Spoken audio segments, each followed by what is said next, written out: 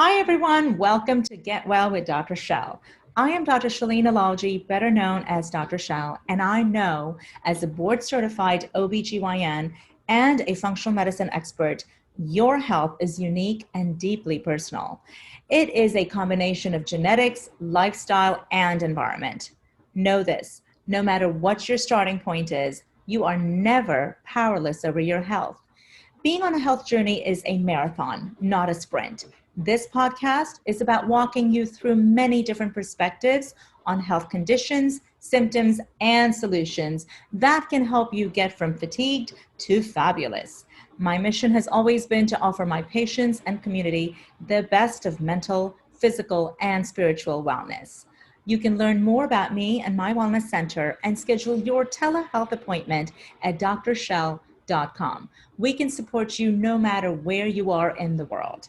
This podcast is a powerful and simple way to carry the wisdom of thought leaders from around the world in your pocket and continue to develop your own healing journey every single day. So let the journey begin. Hello, everybody, and welcome to another awesome interview. I've got a special treat for you today. We've got Dr. Rob Downey, who is a family practice MD and an IFM certified practitioner. Dr. Downey grew up in Montana and has practiced medicine in Montana and Alaska for 20 plus years. He absolutely loves living in Alaska, so we'll hear a little bit more about that. He takes joy in family time, much like me, whole foods, mindfulness, running, skiing, cycling, fishing, rafting, reading poetry, road trips, and listening to music with an everlasting soft spot for loud alternative rock and roll. That's a lot of great activities, and I'm sure it's just an awesome thing about living in Alaska. He can do all of those. Dr. Downey finds functional medicine endlessly fascinating. We have that very much in common for its ability to transform lives into radiant vitality. If you don't find him at his clinic or by a window at home with a hot beverage and a book, you will find him outdoors for sure. So welcome, Dr. Downey. So good to have you here today. Thanks so much, Dr. Shel. Do you ever get the question about Rob Downey, like Robert Downey Jr., any relationship? I do. I'm not related. I can share that it's a lot more fun to have him be my namesake now that he's cleaned up his act, and it's so much fun seeing him play Iron Man. About 25 years ago, he had some misadventures that many of us remember, and then it's nice to see him do well in life. You bet. I think that's a good thing. Yes, we do like his role in Iron Man, don't we? Yeah. So I'd like to kind of, talk a lot about the healing concept and how you look at it. What can looking at the nature of healing tell us about the healing path? We have a lot of patients that we treat who are on different journeys. Mm-hmm. And, they're always wondering, how can I heal myself from either a chronic disease, or if it's a thyroid condition, or if it's an autoimmune condition, or cancers? How is that healing path important to know about, and how does that impact healing in general?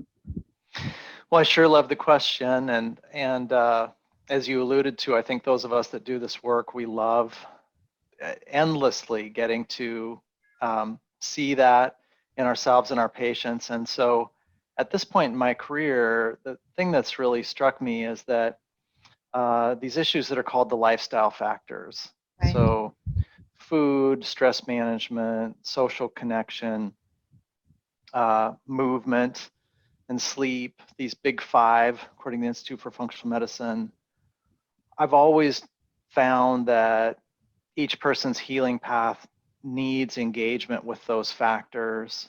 And then the testing and the supplements and the treatments are these super powerful adjuncts.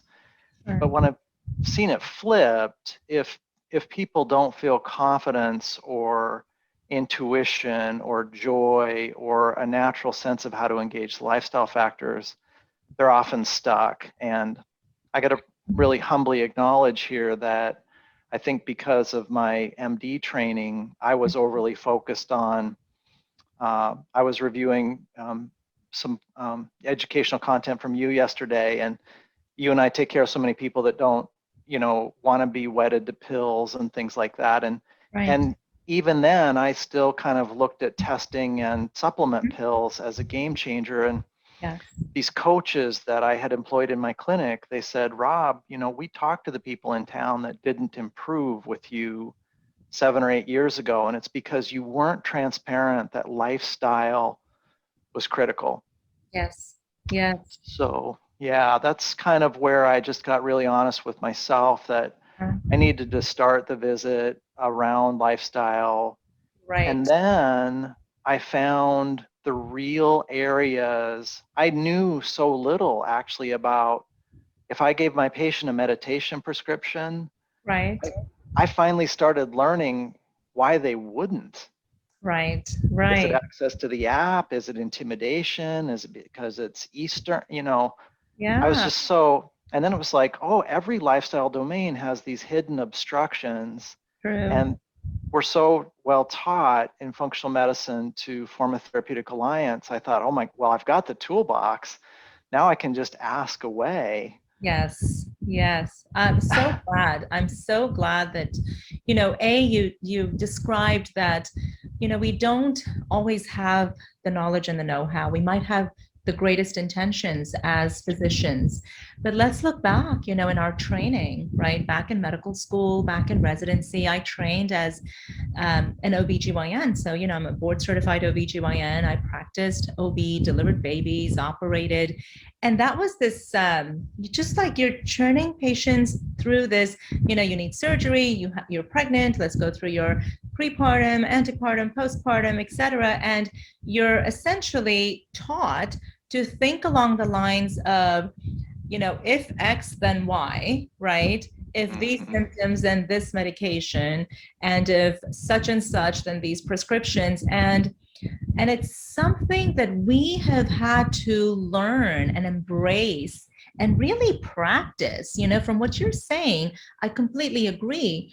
Until I started practicing yoga and meditation and regular exercise and putting myself into the infrared sauna or doing ozone therapy or coffee enemas, these are not things that, and we're physicians, like we're medical practitioners, and so to us it should be almost second nature, but it's really not. We're human beings first, right?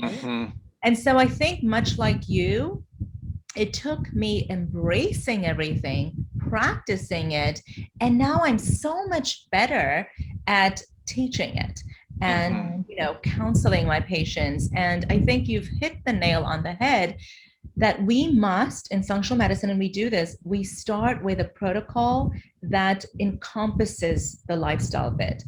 And I tell my patients very clearly, I can give you these bioidentical hormones, these supplements, even these IV therapies. I can create this protocol.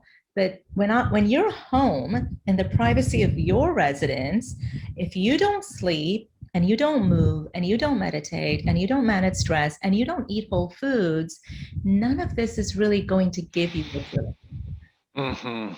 Yeah. And then I had all these humbling moments where my coaches said, this was, I think, 4 years ago, Dr. Shel, the hospital that I work for thankfully paid for a nurse and our patient services person to get certified through the Functional Medicine Coaching Academy. Right. And so they said, well, hey, what's happening is, the data from the coaching community is showing if you give them a handout for a cardiometabolic food plan to help with blood sugar, the conversion rate to success of whatever you wanted from the food plan is 1 in 20. If you involve a coach that looks at who are they, what do they believe, what's their pantry, what's their palate, what's their schedule, what's their budget, it gets up around 75%. And so I started thinking, well, how as a doctor then am I a coach, and what are coaches doing? And I learned from my coaches also that they find out from the person, oh, well, I'm busy, or I don't actually like food prep. Or I love food. I'm a trained chef. Those are two different Yes. Extremes almost, right? Yeah. And Yeah. so it was so joyful for me to see some of the cases that had historically not had as much improvement. The Mhm. lights really came on for people when I did what my coaches taught me. And I said, oh, so you just identified that if we could come up with a 5-minute breakfast, you Yes. could prepare in 10 minutes. Well, then you're a chia pudding person. You're not a skillet veggies and, Yeah. Yeah, uh, for and sure. it was just so fun to then see those folks come back. And so I think particularly in food and in the domain of stress management and peace, but That's really in great. all the lifestyle domains, I started to see that getting down to kind of what I think is the power core of healing, like who is that person, what do they want? And then saying back to them, I hear you and I honor that. Like this is sacred information you just revealed. Yes. Now let's leverage it. I was Hmm. just blown away at the improved outcomes. And then the adrenal test or the thyroid optimization, just the would be 10 to 100 fold more powerful with a thyroid supplement or some. Exactly. Anyway, Yeah, yeah, no, I think that's awesome. And I think, the other piece to add to what you're saying is that when you start off, and I think a lot of this has to do with the initial visit, right? I mean, in the field of traditional medicine, when you and I practiced conventional medicine, we were seeing anywhere between 30 to 35 patients a day. How mm-hmm, do you have quality time with our mm-hmm, patients? You mm-hmm, don't really have time to find out what they're eating, when they're eating, what their stressors are, how many kids do you have, what kind of work do you do, how is that work impacting your life, what kind of social relationships do you have, how is your marriage or your personal relationship, how is your childhood trauma score, do you have yeah, childhood trauma that you're dealing with, so many questions that we make it as a part of our intake form. And I have patients, and I'm sure same with you, tell me all the time, no one has ever asked me any of these questions. right. And in a way, just the fact that we're asking and Mm-hmm. allowing them to open up and to express what is going on in their life, that's like 20% of the healing right there, right? Yeah, Because absolutely. they feel heard, they feel Mm-hmm, honored, like you said, they feel validated, right? mm-hmm, And they then become the co-captain in this yeah, journey, right? yeah, Yeah, so absolutely. important. Yeah. And I would say what you just described, Dr. Shell, it's a precondition of success with getting onto that person's healing path. Yes. Because if they aren't heard, we don't know what's happening. Yeah. And they're not in a place of trust and energetic engagement with the process.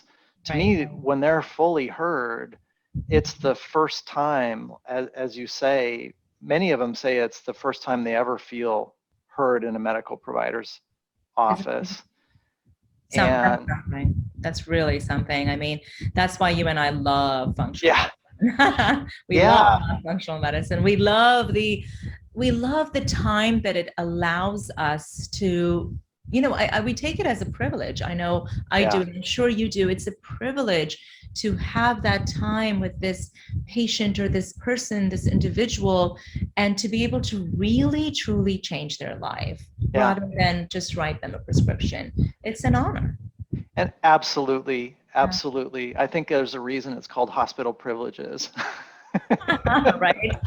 But Yeah. but I also noticed when I was doing mostly primary care more 15 and 20 years ago that if I established a therapeutic alliance up front that was deeply trusting and deeply detail driven, Yes. it was just more efficient.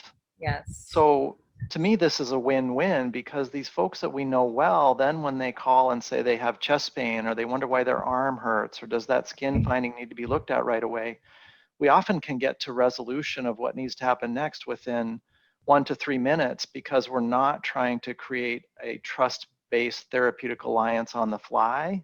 Yes. We're I going totally. back and writing a check out of that trust bank account. And so I think functional medicine is much more efficient too. And I've really grown to be a fan of trying to as a promoter of the widespread adoption of functional medicine. Yeah, that's I, awesome. I'd like people to know it really, people over time in their maintenance plan get such huge dividends from all of that hard upfront work that they do. One other thing I wanted to share so I didn't forget it, I got so excited for preparing for today's visit because of similarities in our paths and the people that we care about, whether it's via education and outreach or seeing them as patients. But with this issue again of lifestyle and the roots of healing, is this, since the adrenal and the thyroid rise and fall together, Yes. then when folks do meditation or yoga, they're helping their adrenals. Correct. And then their adrenals can help their thyroid. And I've noticed even more so than with food, so many people have preconceived notions about what yoga or meditation is. And way back when I went to the Benson Henry Institute at Harvard for a week to learn how to teach meditation to my patients. This was about 15 years ago. That's amazing. And they said at Harvard that they always have people come back and take the class free if they're willing to be mentors, because out of 50 people, invariably 1 or 2 will break down in tears during learning to meditate. And so they said these folks are tapping these wells of experience and emotion that need to be tapped and flow, not just lie in stagnant pools in their consciousness or their psyche. Yes. And I find that as we're more familiar with what it means to be a meditator or yoga practitioner or a heart math devotee or somebody that knows about heart rate variability, whatever it is, we're often able to really help people get into a state of peace. Yes, absolutely. And I think so many of our patients, that's one of the things they don't even know that they're missing, but they're not at peace. They're really distressed or almost a little frozen. Yeah, I'm so happy that you mentioned it. I'm pleased that you mentioned the Institute at Harvard because I think it's an amazing institute. It's funny, but coincidental. 3 weeks ago, I just had a call with the director of the Institute. And because we're trying to figure out how to do some work together specifically for ALS patients. And, a lot of my community knows this. I'm not sure if you do, but my husband has ALS, Lou Gehrig's disease, which is, in my opinion, in my humble opinion, probably one of the most devastating disease that exists on the face of this earth, because you lose every single motor function, including the ability to walk, to talk, to move, to eat, to swallow, and finally to breathe. And, the life expectancy is only 2 to 5 years. There's no treatments effective and there are no cures. And so one of the things that we were talking about, and this kind of ties in with our conversation today, is we have seen about 50 some reversals of ALS, which is just wow, blows us away. And we're all trying really hard to look at all of these 50 cases. Dr. Richard Bedlack, who's at Duke University, it's sort of like his baby to look at all the reversals, and he documents them to make sure that it was ALS indeed, and what the functionality was, and did they actually improve their functionality. And so all of these have been very well documented. But one of the things that I was mentioning to Dr. Meir Sukovich, who's the chief of neurology and ALS at Harvard, is we need to bring meditation, mindfulness, yoga, and just, the whole aspect of positive thinking and peace and harmony to every ALS patient we can possibly touch. And certainly that applies to every other chronic disease as well, including, cancer, which I'm a breast cancer survivor, so working with Anderson on that. But, all that to say that there is so much research now with mindfulness and meditation actually improving chronic illnesses. Yeah. And this is something that you and I, have practiced, and we're trying to, share it with our patients. But gosh, we really need to share it with the entire world, right?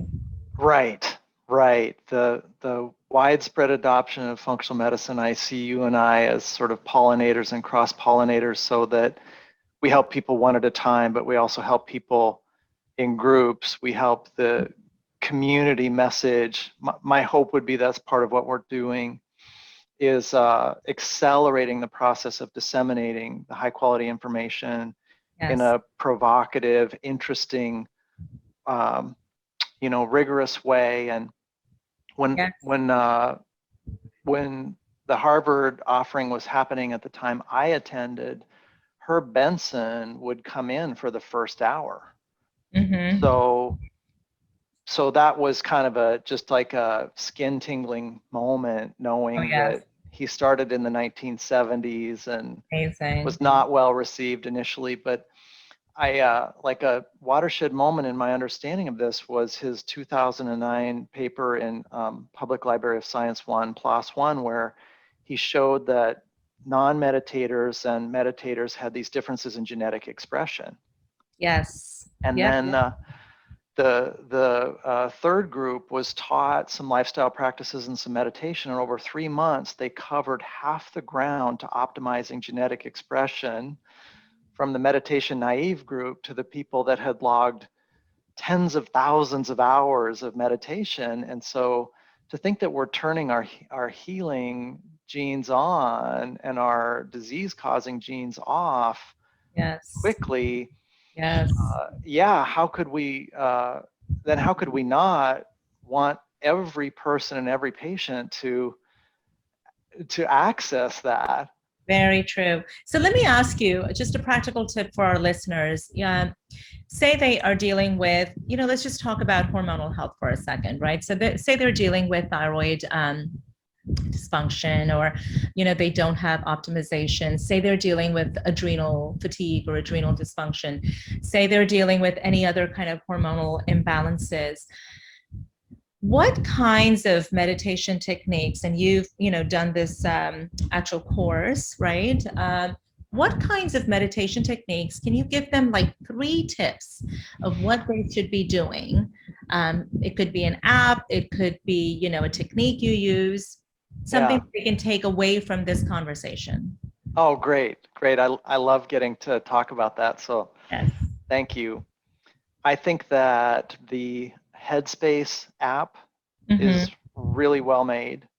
Okay. And even though the person who built it was a Buddhist monk, it's a non-denominational approach. Since he left the monastic life, he's been really careful to be science-based. He's a really clever, fun person. He's got a neat TED Talk if people check that out. But Headspace allows people my meditation naive patients, just by downloading Headspace for 10 or 15 bucks a month or 60 bucks a year, Yeah. they can jump in for a minute or 2 or 20 minutes, work on anxiety, sleep, energy, just jump in and learn. And so I love Headspace. I love Abide for my Christian patients, because I feel like I have a similar job as a chaplain in the military, to just work with people's belief systems. And I have Mhm. people that that's just if they're going to do mindfulness, it's important to them that they also reflect on what they perceive to be the Word of God. And so they'll jump onto a Christian app and not, Right. so they'll use Abide. And then I have a whole group of people that just want to learn how to meditate on their own. And so the conversation I'm always having with them is that the goal, it's such a relief to them to realize the goal isn't to stop thinking. Mm-hmm. Because so many of them think, I can't meditate, my grocery list goes through my head, and Yes. I'm talking with my kid about their grades, and the dog peed on the carpet again. They feel like they're failing as meditators. Right. And so Thich Nhat Hanh is probably the person I've learned the most about mindfulness and meditation I from. love his books. I mean, he's the founder and, Yeah, one of the yeah. founders of mindfulness. Yes. And so I love his practices of just saying that these things arise like clouds in the sky and they dissipate. And Yes. so when we do that 180 and we say, oh, well, if my job is just to attend to these things as they arise, not push them away, not grab onto them, just see Okay. them arise and dissipate, then then people actually are meditating because they can just return to their breath over and over again and say, oh, there's my shopping list for the 7th time. Well, there it is for the 15th time. I'm Right? still, thinking about the dog, but then they get the genetic expression benefits of meditation because they keep returning to the breath. They let the thoughts arise and dissipate. Then they're not intimidated anymore. Correct. And they're not judging themselves, because I think it's Yeah. the art of accepting what is. Yeah. Right? And if this is what it is, then Mm-hmm. that's okay. Yeah. Because we both know, and hopefully some of the listeners know, that we think about 60,000 thoughts per day, and 99% of those thoughts are the same, Yeah. right? So Yeah. that grocery list has come up again and again, and it's Yeah. the same thing. And one of the other things that I love is, to think of these thoughts as, you have people walking outside of your house. You don't have to invite them in. You can just watch them walk outside your home, right? Yeah. You don't have to open Yeah. the door and ask them to come in for a cup of Yeah. coffee, just let them keep walking. And it's like the cloud, like you mentioned, just watch that cloud coming and just going right by. And I think that is so important for the listeners to really hear, is that don't be expecting to be, this Buddhist monk overnight, right? Mm-hmm. You really just are trying to get to a point where you can lower your heart rate, you can go to a place of peace and acceptance and just surrender and focus on your breath. And if you're doing that, you're changing your genes, and you are activating the positive mitochondria, and you're inactivating all of that oxidative stress that is going to cause disease. And that is so powerful. It's so powerful. And, like you talk about a lot, that can accelerate people's progress and people's healing and slow down their disease mechanisms. Yeah. So I want to talk a little bit about, you have renamed the 5 IFM lifestyle domains to the 5 Ps. Now, I want you to please talk about that a little bit, because I find it very, very interesting. And I think it's very practical information that we can give to our listeners. Wonderful. Thanks for the chance. So Yes. I've noticed that a real challenge with language is that so many things have kind of fixed connotations in Western or American culture. The easiest example would be anytime we talk to a person about a diet, many of them will sense either constriction or what they see in the checkout aisle. So, so the fact that Institute for Functional Medicine talks about food plans, I feel like food plans is an affirmative way of talking about food. And I've just been endlessly interested then in, or even like as a poet, if we say green versus verdant, green is kind of generic, verdant invokes like life and plants. And so I'm always thinking about the power of language and whether or not particular concepts are so laden that they lose their power to sort of disruptively and beautifully engage our patients. Sure. And so to me, stress management kind of sounds corporate. Yes. Whereas peace sounds like, yeah, I want some of that. Yes, give it to me. Right. And then, all fairness, I think Institute for Functional Medicine deliberately renamed exercise movement. And then I just felt that play was a good way to remind people. Most of my patients with low energy, thyroid function, adrenal issues, they don't feel like exercising per se. Often they have a stigma or a frustration. Movement feels a little generic to them, but when I say, hey, how did you feel as a kid in the swimming hole or on your bike? How did that feel? You didn't plan to go ride your bike with your friends or jump in a swimming hole. It's just like a spontaneous engagement with our bodies wanting to move. I have found that play challenges people to ask themselves, oh yeah, just what does it feel like to be in my body? And, ask it what it wants. And the answers are so surprising, like, oh, I Yeah. want to chase my grandkid in the backyard. So I'm going Right. to take the fish oil and the curcumin to make my knees better so I can chase my grandkid 10 minutes a day. That's concrete. Yes. And it's enjoyable and it's like playfulness, which already makes you feel happy, right? Because it reminds Yeah. you of your playful childhood. Yeah. So I think part of our job is to take these concepts that just so happen to have become somewhat laden, or almost the concepts are so important they've become caricatures of themselves, Yes. and Yes. use new fresh language so that the person is challenged to Love that. say, oh my gosh, this is just right here waiting for me. Yes. Yes. So list the five. What are the five? Right.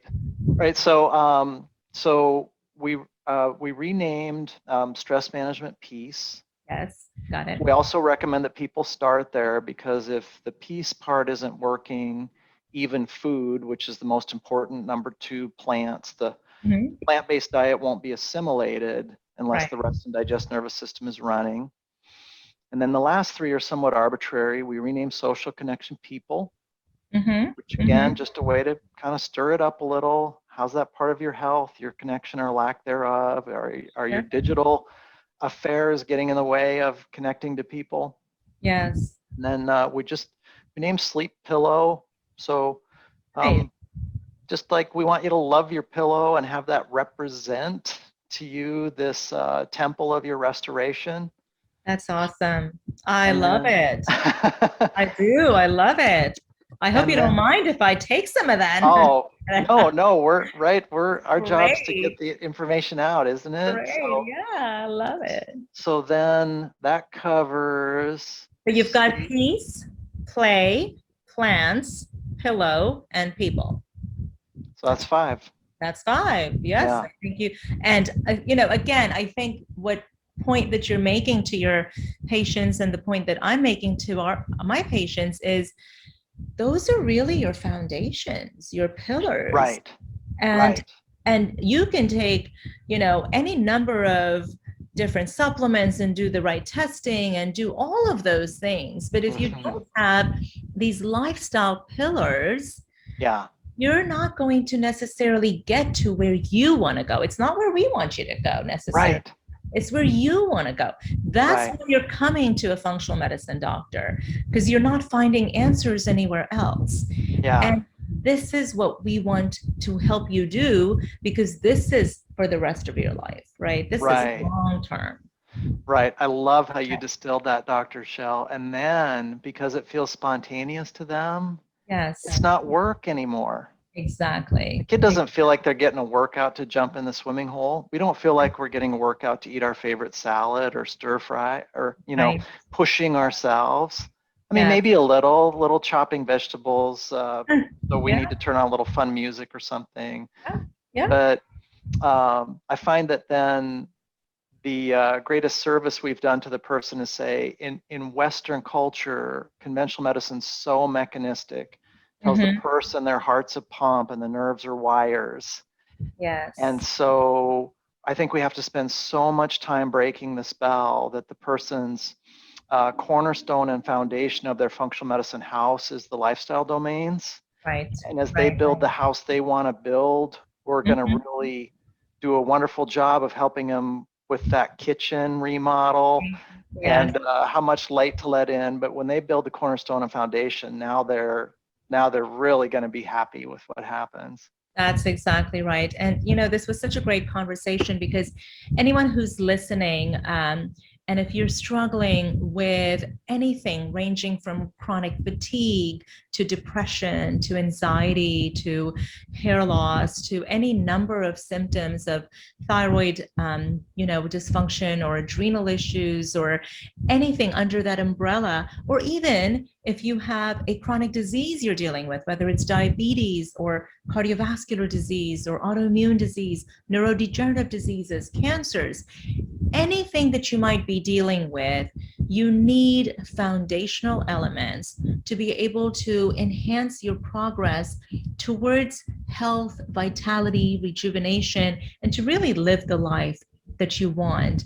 And that's really what it's about. I mean, we as physicians are definitely your advocates, we're your co-pilots, but really this is your journey that we're here to help you with. And Mhm. Dr. Downey, these were some really, really great tips that, we were able to talk about and share with the audience. How can our audience get in touch with you and listen to more of what you have to offer? Well, I think if they go to seaworthymed.com, I'm really happy with our website as a place to learn more about us. People Wonderful. can establish with us remotely in Alaska, so we can work with somebody anywhere in the state if their primary care doc clears them. People Great. can come in from out of state, see me once in Alaska, and then I can follow up in perpetuity, whether they're in Florida or LA or Cincinnati or France. They can Awesome. work with me via telemedicine as an Alaskan patient forever. And then I'm really proud of our podcast. And so that's called Field Notes, an exploration of functional medicine, and they can access it on Apple Podcasts or Spotify or Stitcher or wherever they get their podcasts. So those are all good places to That's learn great. more. Well, I'm so glad, and we will include all your information in our notes. So please do look at the notes to get some more information on Dr. Downey and all the wonderful work he's doing. Dr. Downey, it was such a pleasure to speak to you today. You Thank as you. well. Thanks. Thanks Thanks for for the opportunity. you bet, you bet. And I'm sure we'll do some more work together in the future and continue to cross-pollinate this world of functional medicine. Thanks for what you do for people, and I hope that happens in the future. That sounds really good, Dr. Shel. Thank you. Take care. Bye-bye. Thank you so much for making time for today's podcast with Get Well with Dr. Shel. I know that this conversation and education can help you to create your best life possible on every level. So definitely tune in to hear the newest expert and learn the latest protocols to support your best health journey. You can learn more about me and my wellness center at drshel.com, drshel.com, and I hope that you will make time to come visit us in the Houston area to take a deep dive on self-care. My team and I are completely devoted to helping you live a better life from this moment forward. The best days of your life are ahead of you, I promise. This podcast is a powerful and simple way to carry the wisdom of thought leaders from around the world in your pocket and continue to develop your own healing journey every single day. So let the journey begin.